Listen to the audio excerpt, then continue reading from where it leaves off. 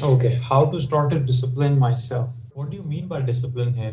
लेकिन ये कि जो एक चीज मैं फेस कर रही हूँ थोड़ी सी, मैं ये कह रही हूँ डिसिप्लिन के हवाले से। मैं ये बात कर रही थी कि जैसे पता तो सब कुछ है कि आपने डिसिप्लिन कैसे करना है, आपने वर्कआउट करना है, जल्दी उठना है, मोबाइल यूज नहीं करना। जैसे आप पहले भी आपसे बात हुई थी कि सुबह उठती है अपना मोबाइल यूज ना करें, आप अपने माइंड को ट्रेन करें, इन चीजों का पता सब कुछ है। बट अमल करने की मोटिवेशन या अपने आप को डिसिप्लिन करने की जो एक स्टार्ट लाइन है वो हो नहीं पाती है।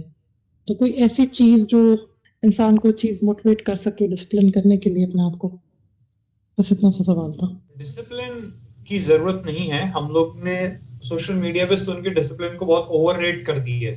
डिसिप्लिन आपकी लाइफ में बहुत कम परसेंटेज का रोल प्ले करता है। जैसे आप डिसिप्लिन को देखो, आपके घर पे लाइट चली गई है, लोड शेडिंग हो रही है और अब जनरेटर पे आप रिलाई कर रहे हो, तो जनरेटर आपका डिसिप्लिन है। मेजोरिटी टाइम अपनी आप नॉर्मल लाइट नॉर्मल इलेक्ट्रिसिटी पे फंक्शन करते हो। यानी अगर आप कोई काम कर रहे हो और आपको बहुत डिसिप्लिन लगाना पड़ रहा है, तो आप एक ऐसा काम कर रहे हो जो आप करना ही नहीं चाहते। काम आपने ऐसा सिलेक्ट करना है, चीजें ऐसी सिलेक्ट करनी है जो करने में आपको मजा आ रहा है, जो आपको करने में out of love, out of joy, out of fun वो आप करना चाहते हो। जैसे हाई पोटेंशियल ना कि आप किसी ऐसे प्रोफेशन में, किसी ऐसे काम में घुसे हुए हो जो आपकी नेचुरल स्किल सेट से अलाइंड ही नहीं। और वहां फिर आप बोलते रहो कि डिसिप्लिन डिसिप्लिन, आप एग्जॉस्ट हो जाओगे पूरी तरह। तो डिसिप्लिन सिर्फ उन दिनों के लिए, आपका काम करने का दिल है, शौक है, सब कुछ है, मगर कुछ दिन आ जाते हैं जब आप थके हो, आपसे काम नहीं हो रहा है, तबीयत खराब है, वॉट एवर, कुछ ऐसे सिचुएशंस हो गई लाइफ में, थोड़ा बहुत कुछ हुआ है, तो कुछ दिनों के लिए आप डिसिप्लिन पे रिलाई कर सकते हो कि यार चलो I will pull through these days with the discipline. But majority like 80% of the days वो नॉर्मल फंक्शनिंग में वैसे ही होना चाहिए। अब नॉर्मली फंक्शन में काम क्यों नहीं होते हमसे, हमारा दिल क्यों नहीं चाह रहा, मजा क्यों नहीं आ रहा, उसके एक दो रीजन हो सकते हैं। पहला और सबसे इंपॉर्टेंट रीजन ये है कि आपके ब्रेन को आपसे कोई भी काम करवाने के लिए एक स्ट्रॉन्ग इमोशनल रीजन चाहिए होता है। फॉर एग्जाम्पल, हम लोग सब एक डिनर गैदरिंग में जमा हुए हैं, वहां पे अच्छा बुफे लगा है, पीछे स्विमिंग पूल है, everything is nice and cool, और आपको बोला जाए कि स्विमिंग पूल में कूद जाओ। क्या आप कूदोगे? कोई भी कूदेगा? कभी नहीं कूदेगा। लोग पागल हैं, वो खाना खाने आए, कपड़े तैयार होके आए, कपड़े खराब हो जाएंगे, हम बाल खराब हो जाएंगे, मेकअप खराब हो जाएगा, हम पागल थोड़ी है, रात का वक्त है, ठंडा है, स्विमिंग पूल में कौन जाएगा, this is not socially acceptable, this और दैट, हजार रीजन है वो काम नहीं करने के। Now imagine in the same setting, in the same situation, हमारा कोई छोटा बच्चा है, 2 साल का, 1 साल का, और वो गिर गया स्विमिंग पूल में, और अब वो डूब जाएगा अगर उसको नहीं बचाया तो क्या अब स्विमिंग पूल में कूदेंगे? आप हो, मैं हूं, या कोई भी पेरेंट हो उसके लिए?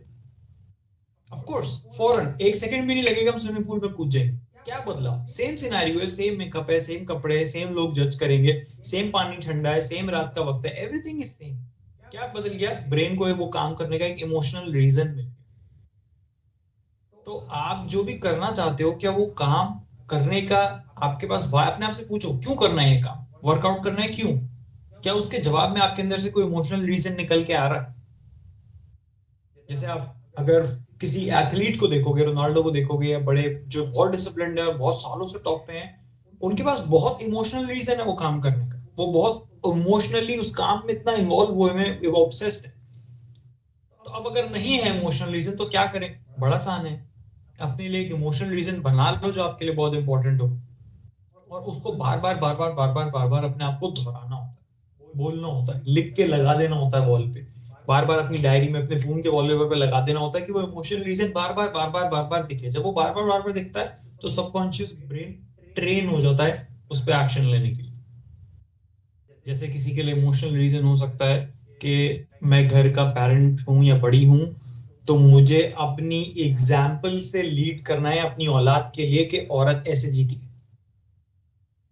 जो काम मैं नहीं कर सकती खुद से अपने साथ, वो मैं अपने बच्चों को मुंह से नहीं बोल सकती करने के लिए।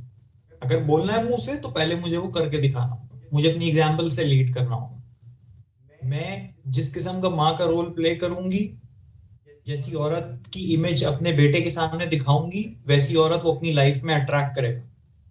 तो मुझे उसको बताना नहीं अच्छी लड़की ढूंढो, ये करो वो करो, मुझे अपनी एग्जाम्पल से दिखाना अच्छी लड़की क्या होती है, फिटनेस कैसे मेंटेन करती है, पढ़ा अपने इल्म पे कैसे काम करती है, लोगों की हेल्प के लिए, अपने फाइनेंसिस के लिए, रिश्तों के लिए कैसे परफॉर्म करती है। तो I have to set the example for my son. ये अब आपके ऊपर है कि आप अपने लिए एक इमोशनल रीजन जो कि ऑलरेडी एग्जिस्ट करते हैं उनमें से आप ढूंढ करके कोई अच्छा इमोशनल रीजन उसको लिख लो, उन रीजंस को, और उनको डेली सुबह में शाम में, इसका कोई रूल नहीं है, जितना मैक्स आप दोहराओगे उतना अच्छा। और उसको लिख के आप पेपर पे माइंड मैप्स बना के लगा दो, वॉलपेपर पे चिपका लो। तो जितना स्ट्रॉन्ग इमोशनल रीजन उतना काम करना आसान। And one last thing which I would add, जिसमें मैंने अभी 2 पॉइंट्स ऐड करे। एक आखिरी, पहली बात तो ये कि डिसिप्लिन को ओवररेट किया हुआ, डिसिप्लिन पे रिलाई नहीं करना, काम ऐसे जो करने में मजा आ रहा है, अच्छा लग रहा है, ठीक है। दूसरी बात, आपको काम करने के लिए स्ट्रॉन्ग इमोशनल रीजन चाहिए होता है, वरना ब्रेन आपका आपको 24 घंटे पड़ा रहे, लेटा रहे, कोई काम नहीं करे, उल्टा जंक फूड खा ले, मीठा खा ले, इन चीजों में रखेगा। ये स्ट्रॉन्ग इमोशनल रीजन चाहिए। और तीसरी चीज, लास्ट बट बहुत एक्सट्रीमली इंपॉर्टेंट, वो ये है कि अपनी एनर्जी को कंजर्व करना।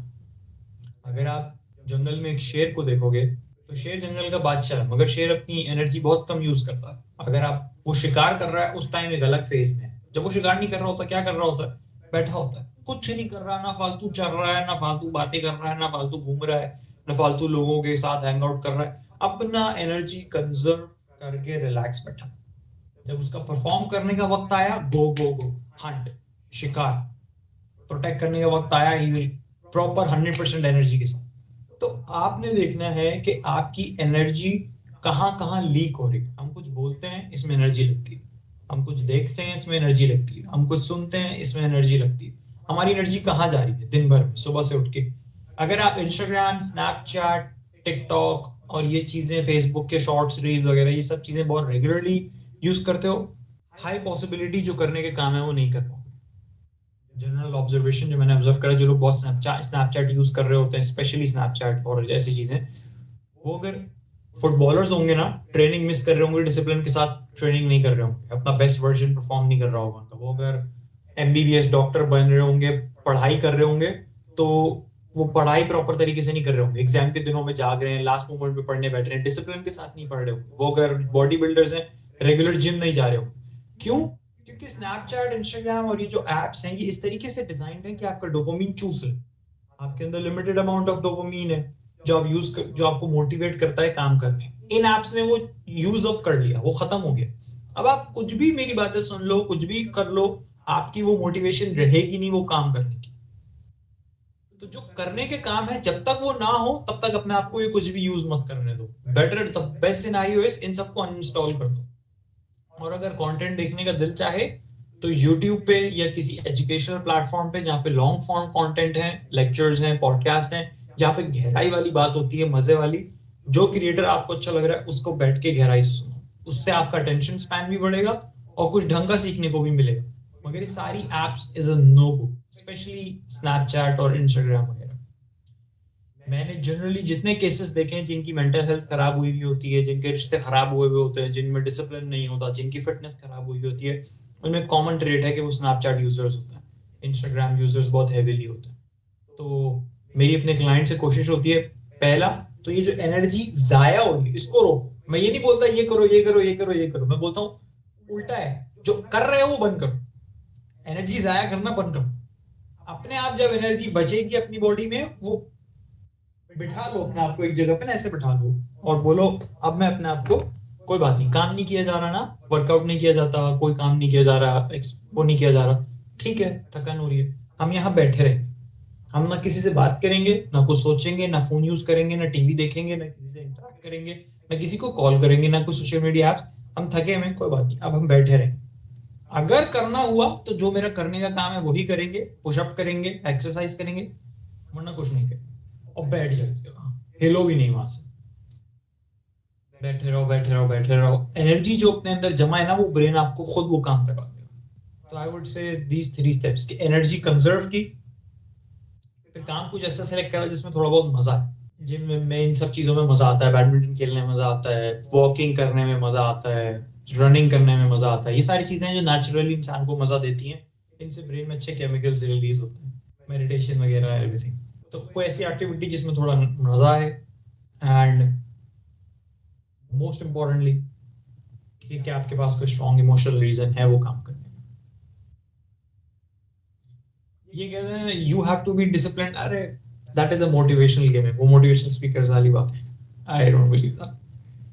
जज़ाकल्लाह खैर, बहुत मोटिवेशन, बहुत नहीं, जबरदस्त तीनों पॉइंट्स नोट भी किए हैं और रिवाइज भी हो गए, आपसे पहले भी सुने हुए हैं, बट भूल जाते हैं ना, भूल जाते हैं।